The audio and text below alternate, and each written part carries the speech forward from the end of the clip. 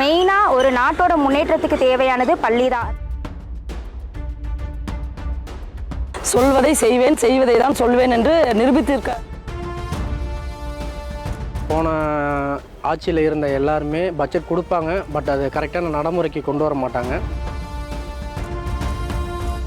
நல்ல விதை தான் நல்ல மரமாக முளைக்கும். அதே மாதிரி இன்றைக்கி தளபதி பட்ஜெட் தாக்கல் பண்ணியிருக்காரு. எங்களுக்கெல்லாம் ரொம்ப சந்தோஷமாக இருக்குது. நாங்கள் எதிர்பார்த்த திட்டமெல்லாம் மேக்ஸிமம் வந்திருக்கு. நான் எம்எஸ்சி பிஎட் ஒரு ஸ்கூல் டீச்சராக இருந்தேன். பள்ளிகளில் பார்த்தீங்கன்னா பள்ளிகளுக்காக சூப்பர் கிளீன் சூப்பர் கேம்பஸ் அப்படின்ற திட்டத்தை தளபதி கொண்டு வந்திருக்காரு. இந்த திட்டம் மூலியமாக கண்டிப்பாக நம்ம மக்கள் எதிர்பார்க்குற மாதிரி, ஸ்டூடெண்ட்ஸ் எதிர்பார்க்குற மாதிரி பள்ளியோட சுற்றுப்புறமும் சரி, வளாகமும் சரி தூய்மையாக இருக்கும். குழந்தைகளுக்கு தேவையான பாதுகாப்புக்காக கேமரா ஃபிட் பண்ணி தரதா சொல்லியிருக்காருங்க. நிறைய பள்ளிகளில் பாடத்திட்டம் எக்ஸ்சேஞ்ச் பண்ணுற மாதிரி, அதாவது நிறைய இன்னும் இம்ப்ரூவ் பண்ணுறதா சொல்லியிருக்காரு. காலேஜ் ஸ்டூடெண்ட்ஸுக்குமே நிறைய திட்டங்கள் கொண்டு வந்திருக்காருங்க. மெயினாக ஒரு நாட்டோட முன்னேற்றத்துக்கு தேவையானது பள்ளி தான். அந்த பள்ளியிலேருந்து தான் நல்ல பழக்கமும் சரி, கெட்ட பழக்கமும் சரி வெளியில் போகும். அந்த பள்ளியில் இருக்கிற போதை பழக்கத்தை ஒழிக்கிறதுக்காக தளபதி போதை ஒழிப்பையும் சொல்லியிருக்காரு. போதைப் பொருள் ஆரம்பத்திலேயே தடுக்கணும் அப்படின்றத தளபதி சொல்லியிருக்கிறது எங்களுக்கு ரொம்ப பெருமையாகவும் இருக்குது, ரொம்ப சந்தோஷமாகவும் இருக்குது. இது போக மகளிருக்கு நிறைய திட்டங்களை கொண்டு வந்திருக்காரு. மகளிரோட நலனுக்காக நிறைய திட்டங்கள் கொண்டு வந்திருக்காரு. இது வரைக்கும் எந்த அரசியல் கட்சி தலைவர்களுமே பண்ணாத ஒரு விஷயத்த, முன்னெடுக்காத ஒரு விஷயத்த தளபதி இன்னைக்கு பண்ணியிருக்காரு. என்னன்னா, திருநங்கைகளுக்கு 5 மாவட்டத்தில் விடுதிகள், தங்கும் விடுதிகள் ஏற்பாடு செஞ்சு கொடுத்துருக்காரு. 15 மாவட்டங்களுக்கு அவங்களுக்கு வேலைக்காக போறவங்களுக்கு, அதாவது அப்போதைக்கு தங்குற மாதிரியான விடுதிகளுக்கும் அவர் ஏற்பாடு பண்ணியிருக்காரு. எங்களுக்கு ரொம்ப சந்தோஷமா இருக்கு. இன்றைய முதலமைச்சர் சொல்வதை செய்வேன், செய்வதை தான் சொல்வேன் என்று நிரூபித்திருக்காரு. இந்த பட்ஜெட் கூட்டத்தொடரில் என்னன்னா, பசங்களுக்கு நல்ல கல்வி திட்டத்தை கொண்டு வந்திருக்காரு. அதாவது எல்லாருமே எல்லாம் படிக்கலாம், கீழ் அடிப்படை வசதி இல்லாத பசங்க கூட ஒரு நல்ல நிலைக்கு போகலாங்கிற ஒரு உதாரணத்தை நம்ம முதலமைச்சர் கொண்டு வந்திருக்காரு. அதாவது கவர்மெண்ட் ஸ்கூல்லையும் நம்ம இங்கிலீஷ் மீடியமுக்கு என்னென்ன இது இருக்கோ தனியார் ஸ்கூலில் அதே ஒரு திட்டத்தை நம்ம கவர்மெண்ட் ஸ்கூல்லையும் கொடுத்துருக்காரு. அப்படி கொடுத்துருக்கும் போது எல்லா பசங்களுமே படித்து நல்ல நிலைக்கு உயர்வாங்க. நம்மளோட மாணவர்களுடைய படிப்பு தான் அடுத்த தலைமுறையை உருவாக்குறது என்பதை நம்ம முதலமைச்சர் நல்ல தீர்மானமாக ஒன்று கொண்டு அந்த ஒரு நல்ல திட்டத்தை அவர் நிலைநாட்டியிருக்கிறாரு. பணம் இருக்கிறவங்க தான் ஒரு டெண்டர் கவர்மெண்ட்டில் எடுக்க முடியுங்கிற நிலை இருந்துச்சு. ஆனால் இப்போ அப்படி இல்லை. அடிப்படையாக இருக்கிறவங்க கூட நம்ம அந்த டெண்டர் எடுக்கலாம். ஒரு படித்த இளைஞர்களுக்கு, ஒரு நார்மலாக இருக்கிறவங்களும் ஒரு டெண்டர் எடுக்கலாம். ஒரே இடத்துல பணம் போய் சேரணுங்கிற நிலையை தடுத்துட்டாரு. அதே மாதிரி கவர்மெண்ட்ல யாருக்குமே நேரடியாக தரகர் மூலியமாக ஒரு பணத்தை கொடுத்து அதை ஒரு விஷயத்தையே செய்யணுங்கிறத அவர் தடுத்துட்டாரு. ஏன்னா அரசே எல்லாமே நம்ம நேரடி கண்ட்ரோலில் கொண்டு போய்க்கலாம், யாருமே இடைத்தரகர் தேவையில்லை அப்படிங்கிற ஒரு நிலையை கொண்டு வந்துட்டாரு. இதன் மூலியமா பார்த்தீங்கன்னா மக்கள் எல்லாருமே ஒரு சந்தோஷமா இருக்கிறாங்க.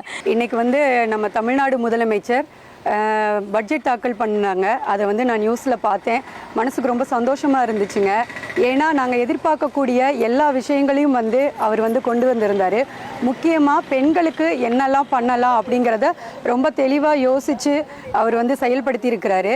இப்போ பார்த்தீங்கன்னா தாய்மாமன் சீர்திட்டம் அப்படின்னு சொல்லிட்டு பிறக்கிற எல்லா குழந்தைங்களுக்கும் ஒரு கிராம் தங்க மோதிரம் கொடுத்துட்ருக்குறாங்க. அதுக்கப்புறம் கொடுக்குறதா அறிவிச்சிருக்கிறாரு. அதுக்கப்புறம் பார்த்தீங்கன்னா அண்ணன் சீர்திட்டம் சொல்லி ஒன்று சொல்லியிருக்கிறாங்க. அதில் பார்த்தீங்கன்னா 8 கிராம் தங்கம் கொடுக்குறாங்க. அது போக பட்டுப்புடவை கொடுக்குறாங்க. இது பார்த்தீங்கன்னா ரொம்ப நடுத்தர குடும்பத்தில் இருக்கிறவங்க கூட இப்போதைக்கு ஒரு கிராம் தங்கம் வாங்குறதுக்கு கூட ரொம்ப கஷ்டப்பட்டுட்டு இருக்கிறாங்க. இந்த சூழ்நிலையில் ஒரு பொண்ணு கல்யாணம் ஆகி போகும் பொழுது 1 பவுனுக்கு தங்க காயின் கொடுக்கறது அப்படிங்கிறது ஒரு பெரிய விஷயம். அதை நடைமுறைக்கு கொண்டு வந்திருக்கிறாரு நம்ம சிஎம் சார். அதுக்கு அவருக்கு ஒரு பெரிய நன்றி சொல்லிக்கிறேன். அதுக்கப்புறம் பார்த்தீங்கன்னா இப்போ கிராமப்புறத்தில் இருக்கிறவங்க லேடிஸ்க்கு கணவனால் கைவிடப்பட்டவங்க, அப்புறம் ஆதரவற்றவங்க லேடிஸ் இருக்கிறாங்க. அவங்களுக்குலாம் பார்த்தீங்கன்னா ஆடு கொடுக்குறதா சொல்லியிருக்கிறாரு. 30,000 ஆடு. அதுக்கப்புறம் மாடு 10,000 கறவை மாடு கொடுக்கறதா அலௌன்ஸ் பண்ணியிருக்கிறாங்க. அதுக்கப்புறம் கல்வி திட்டங்கள் நிறைய ஸ்கூலு இந்த இதெல்லாம் அதோட எக்ஸ்டெண்ட் பண்ணி கொடுக்குறோம் அப்படிங்கிற மாதிரி சொல்லியிருக்கிறாரு. நிறைய அறிவிச்சிருக்கிறாரு. எங்களுக்கு ரொம்ப சந்தோஷமா இருக்குதுங்க. இதை வந்து அவர் தொடர்ந்து செஞ்சுக்கிட்டே இருக்கணும் அப்படின்னு சொல்லி கேட்டுக்கிறோம். இப்போ பட்ஜெட் கூட்டத்தில் வந்து நிறையா பள்ளி கல்வித்துறை பற்றியோ இல்லை ஹையர் எஜுகேஷன் நிறையா சொன்னாங்க. ஆனால் ஆதிதிராவிடர் பழங்குடியினருக்குன்னு சொல்லிட்டு ஸ்பெசிஃபிக்காக முன்னாடி எந்த ஒரு திட்டமும் அந்த அளவுக்கு அறிவிக்கல. ஆனால் இப்போ வந்து எல்லாத்துக்குமே நில உரிமையாளர் ஆக்கணும் அப்படின்னு ஒரு திட்டத்தை கொண்டு வந்திருக்காங்க. விவசாயம் பண்ணுறவங்களுக்கு அந்த விவசாய நிலம் அவங்களுக்கே வந்து உரிமையாளராக மாற்றணும்னு சொல்லியிருக்காங்க. நிறைய திட்டம் அம்பேத்கர் பழங்குடியினரில் அம்பேத்கர் பேரில் கொண்டு வந்திருக்காங்க. அதுபோக பள்ளி கல்வித்துறையில் ஹையர் எஜுகேஷன் வந்து வெளிநாட்டில் போய் படிக்கிறது நிறையா பெண் குழந்தைங்களுக்கும் எல்லாத்துக்குமே வந்து ஒரு எட்டாக்கனியாக இருந்துச்சு. ஆனால் இப்போ வந்து நம்ம கவர்மெண்ட்லேருந்தே அம்பேத்கர் ஹையர் எஜுகேஷன் சொல்லிட்டு ஒரு நிதி ஒதுக்கியிருக்காங்க. இதில் வந்து ஏழை எளிய மாணவருக்கு கூட ஈஸியாக வந்து வெளிநாட்டில் போய் நம்ம வந்து ஹையர் எஜுகேஷன்ஸ் பண்ணலாம். இந்த மாதிரி நிறைய திட்டம் வந்து கொண்டு வந்திருக்கிறது இப்போ வரவேற்கத்தக்கதாக இருக்குது. இது போக தங்க மகள் திட்டம்லாம் கொண்டு வந்திருக்காங்க. 20 கோடி நிதி ஒதுக்கீடுன்றதெல்லாம் வந்து முன்ன இருந்த நிதி ஒதுக்கீடுக்கும் இப்போதுக்கும் பெரிய ஒரு வித்தியாசம் இருக்குது. 2000 கோடி வித்தியாசம் வந்து இப்போ முன்னத்தை விட இப்போ கம்மியாக பட்ஜெட் தாக்கல் பண்ணியிருக்காங்க. இதெல்லாம் ரொம்ப வரவேற்கத்தக்கது.